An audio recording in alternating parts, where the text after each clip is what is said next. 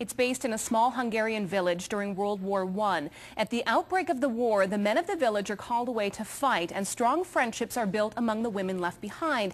However, when the men return, these friends must fight to hold on to the freedom that war has brought them, and that struggle leads them to murder. Now, it may sound far-fetched, but The Angel Makers is actually based on a well-documented true story, and its author, Jessica Gregson, joins us today on The Noon Show. Welcome, Jessica. Thank you very much. Thank you for being here. Thank you. Very interesting story. It really does sound far-fetched. Why did you choose this piece of history? I mean, obviously it's very interesting, but why this particular piece to write a book on? It was a fairly random choice, to be honest. I have a slightly shameful reading habit. I like to read a lot of true crime, and I bought a book about, I think it's called an Encyclopedia of Serial Killers, to read on a train one time, and I just stumbled across a page and a half about this story, just the bare facts written down on paper, and I suppose it just sparked my imagination.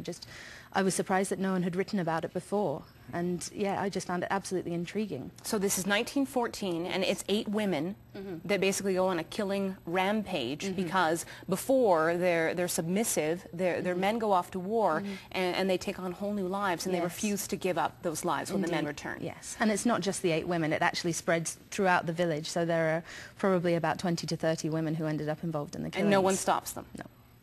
Very interesting. One of the main characters, Sori, she had a very different view of things at that time than really was expected of women in 1914.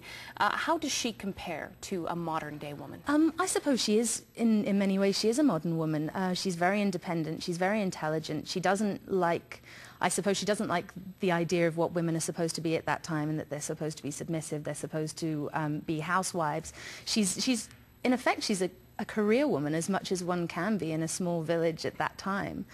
She works as a midwife, and she's as independent as she probably could be. And an outcast. Yes, she is, yes. She's certainly at the start of the book, she's viewed with a lot of suspicion by the other people in the village. And but it's when the war starts and the women are left behind when the men go off to fight, they sort of pull together a lot more, and she becomes more accepted then. And quite a transformation for her. A lot of complex relationships we were talking about in this book as well. And you've got everything. You've got witchcraft, superstition, friendship, murder, love, betrayal. There's affairs. There's close relationships.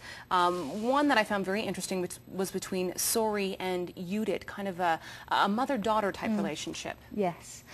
Yes, I think that is one of the central relationships of the book for me, certainly. A lot of people, when they read the book, tend to concentrate on the love affairs, but for me it's a book about women and relationships between women.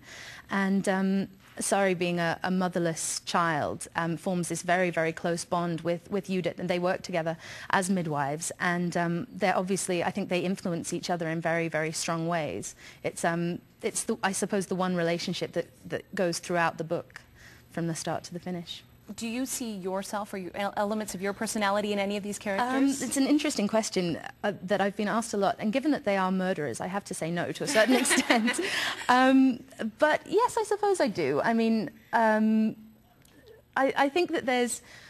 So, Sari at the start of the book is 14 years old, and she sees herself, she is an outcast, and I think there's a lot of my own kind of angsty adolescent experiences in that, sort of feeling very different to everyone around me, and yes, I suppose, I guess, although I've never killed anyone, I suppose I can see myself behaving in the way that she does. It's a very understandable thing for me. Very natural.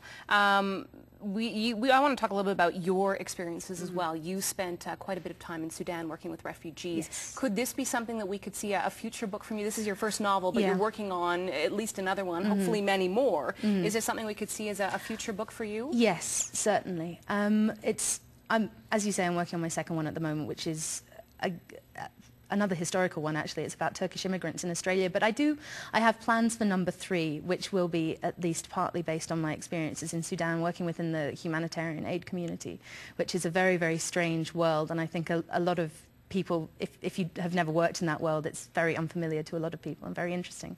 It's a lot of scope. And also working on your PhD at the same time. Yes.